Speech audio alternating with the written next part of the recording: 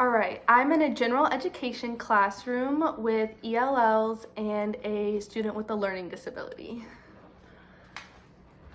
All right, hello class. Hello. Hi, good morning. So these are for you. You're gonna put these to the side to use for later. All right, today we're gonna do some cooking with fraction word problems. So have you guys ever cooked before? Yeah, what's something you've cooked before? I've made, my family likes to bake, I like making pies. Pies? I like making cake. Yum, that sounds really good. Did you guys ever have to make more than the recipe said? Or Yeah. less? Yeah, I've got a really big family, so we have to make like 3 pies. Yeah, so that's sometimes called doubling or even tripling a recipe. So we're going to be talking about that today. So we're going to be doing some word problems with fractions, just like we've done some fraction problems before, but this time we're going to be pulling the fractions out of some word problems today. All right, so for today's schedule, we're going to watch a video on the buck strategy. So this is a new strategy for us to help us with some word problems. We're going to do a we do, so we'll try the problem together, and then you'll try it by yourself or with a partner, and then we'll do a final check-in to see how you guys feel. All right, so our objective for today, who would like to read our objective? Megan? Students would be able to use their knowledge of multiplying fractions to solve real-world word problems. All right, very good. So we're going to be using our, just some highlighting. So we're going to multiply fractions, so we know how to do that, right? And then we're going to do it to solve real-world word problems. Very good. All right, so here's some key words. So who would like to read our first vocabulary word? Go ahead. Numerator. A numerator represents the number of parts out of the whole. Denominator, the bottom number in a fraction that shows the number of equal parts an item is divided into. All right. Haley, do you want to read the next one? Yes, please. Multiplication. When you take one number and add it together a number of times. All right, good. Do you want to read the next one? An improper fraction has a numerator greater than the denominator. All right. And Haley, can you read the last one? Product. The answer to a multiplication problem. All right. Do we have any questions about these vocab words? Do we have a sheet for our notebook like we sometimes have in our units? Yes. So we have all these word bank. We have all these words on the wall as well. But I'm going to give you some papers, and you can keep these to reference for later. All right? Thank you. Yeah. If you need any help with that, just let me know. All right. So we're going to watch the video first. So here we go. All right, let me turn on the subtitles for you guys Do you too. find extracting important ideas from a math word problem difficult? You will have to play detective while using this strategy. The word problems, like a mystery, will contain clues. These clues may be represented in words, pictures, or numbers. When reading a word problem, you must look for the main question, information needed to solve the equation, math vocabulary, and unuseful words. You can take all of the clues you find and use them to show your thinking process. Use the buck strategy to help you simplify, organize, and solve word problems in math. Before you begin, you must read or listen to the word problem carefully. Use a text-to-speech tool to maximize your understanding. Now identify the clues of the mathematical word problem. First, bold the question. This component is usually at the end of the word problem, but sometimes it may not be. So pay close attention. Secondly, underline the information needed to solve the equation.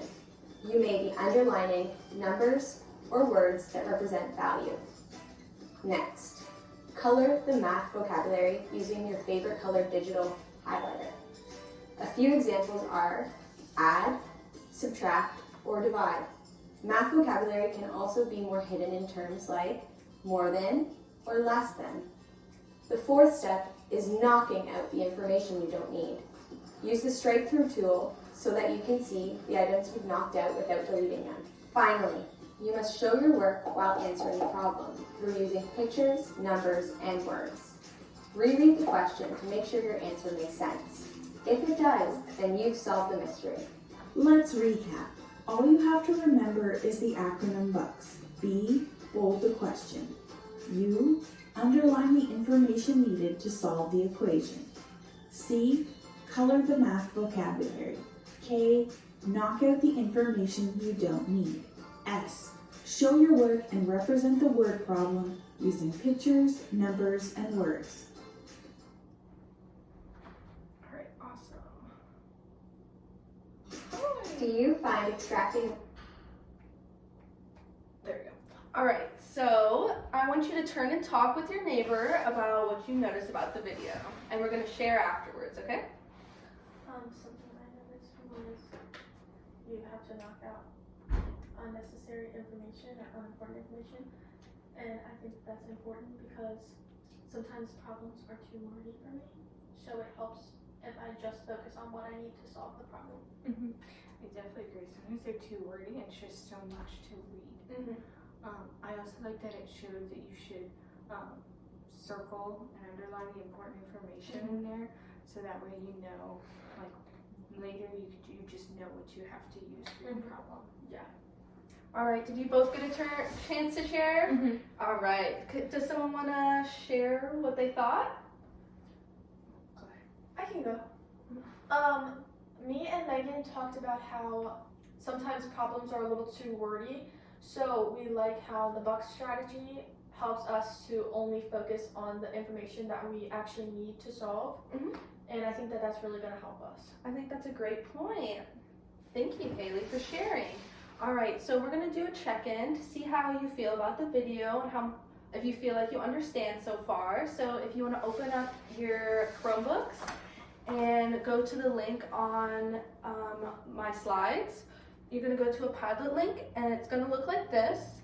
And you're going to take the color that I gave you in the beginning of class that's gonna correspond to your arrow, and you're gonna move it to I don't understand at all, I almost understand, I understand, or I completely understand, okay?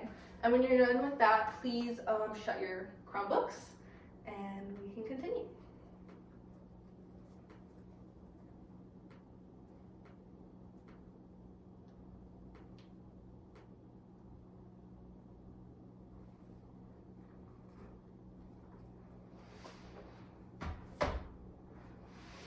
All right, great job, guys. All right, so before we start doing the we do, we're gonna talk about some background knowledge you might need to remember. So I know we all know how to multiply fractions, but just in case we need a little refresher, you want to start with writing the whole number as a fraction with a denominator.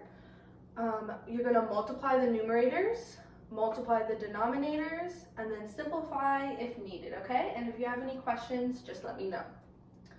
All right, so who wants to read my problem for me? Go ahead, Megan.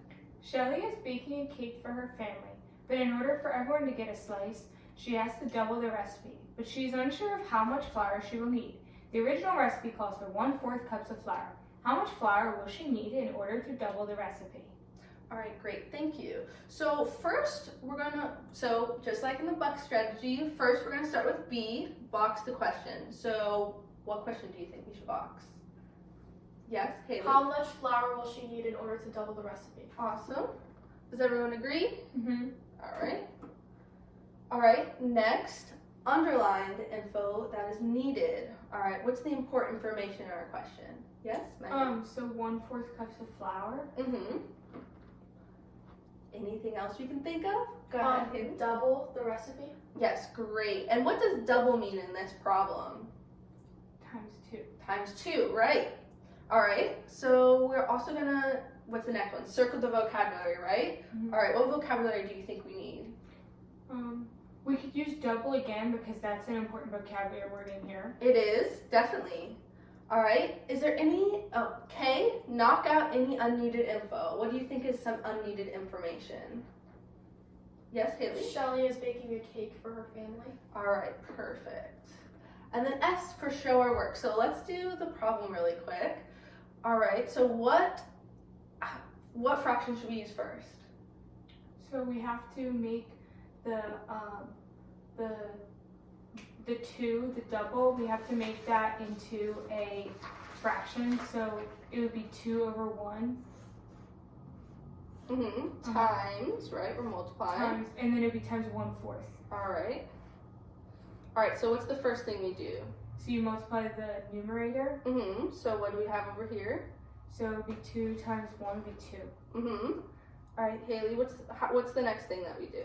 You have to multiply the denominator, so it'd be 1 times 4 equals 4. Alright, and then the last thing that we have to do. Simplify. Alright, and what is 2 over 4 simplified as? 1/2. 1/2. Alright, great job, guys. So now we're going to go to some independent practice, but you can also work with your partner if needed. So I'm going to pass out some worksheets and a graphic organizer if you need it. Here you go. Thank you. Yeah. I'm going to read the problems for you really quick, all right? All right. So Shelly is making a punch for her family. They really like punch with dinner, so she needs to make triple of the punch recipe. Shelly's punch recipe calls for 1/8 cup of a cup of sugar. How much sugar does Shelly need to triple her punch recipe? So I want you to use the buck strategy on this problem and then solve it, okay? And then when you're all done with that, we're gonna do number 2, which is, when else would you need to multiply fractions in real life, okay? All right, so I'll give you guys a couple minutes to do that. You can also work on your laptops if needed. And if you have any questions, let me know. Do you use organizer? Okay. So, let me work as a partner. So Shelly's making punch for her family. They really like punch with dinner, so she wants to make triple the punch recipe. How much sugar does Shelly? The question, I think, we would box how much sugar does Shelly need to triple her recipe? I agree with that. And then the next thing we would do, because it's on the back of there. Could you put the buck strategy on the board for us so we can see it? Of course. Thank you. Yeah, here you go. Underline the information needed. What would we need in here? Maybe 1/8 cup of sugar. Oh, and triple. What else? I think that would be vocabulary too. Yeah, because it'd be 3 times. And then unnecessary information. I don't think we need another extra punch. And the fact that they like punch doesn't matter. Yeah. Alright, so to solve it, it would be 3 over 1 times. What would multiply by? 1. So 3 times 1 would be 3. 8 times 1, 8. 3 eighths. So that's the answer. Can't simplify it. Can't say, yeah. And then what else would you need to multiply fractions in real life?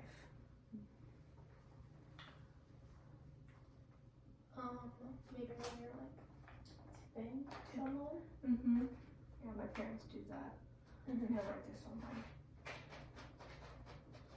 All right, when you're done, I'm gonna collect it. Actually, we're gonna read your answers for number 2 first, and then we'll correct it. Okay. Collect it. All right. So, does anyone want to share any of their answers for number 2? Go ahead, Megan. So Haley and I did it together. So something we saw in real life was like whenever you're at a restaurant and you're tipping, your parents tip the waitress. You use fractions, and so you get a fraction of the total. That's a great example. Thank you so much. All right. So we're gonna go back on your Padlet. You're gonna go back on your Chromebooks, and we're gonna go into the Padlet. I have a question. Oh yeah. How do I submit the one on my computer? Yes. You can put that in my Dropbox, and I'll see that. Okay. Yeah.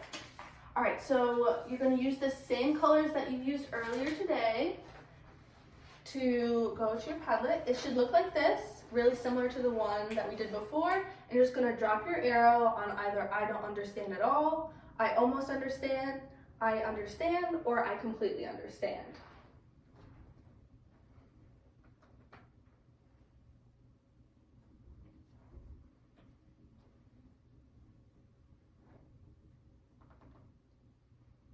All right, you can just close your Chromebooks when you're all done with that.